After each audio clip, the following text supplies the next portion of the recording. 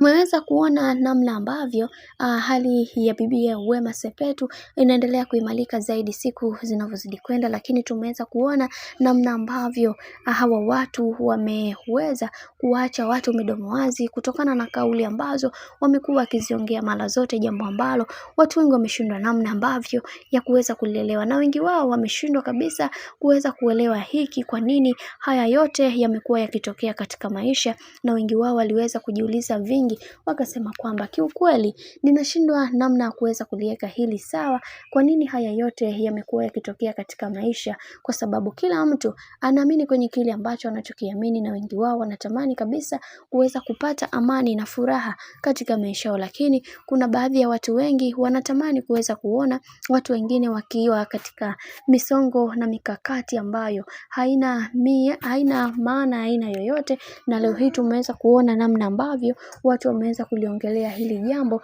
la dada yetu Wema Sepetu kwa namna ambayo wao wameweza kuijua, lakini tumeweza kugundua kwamba Whozu kuna sehemu ambayo aliweza kuteleza manusura aweze kutoboa siri ambayo wao wenyewe wanaijua, lakini kuna namna ambavyo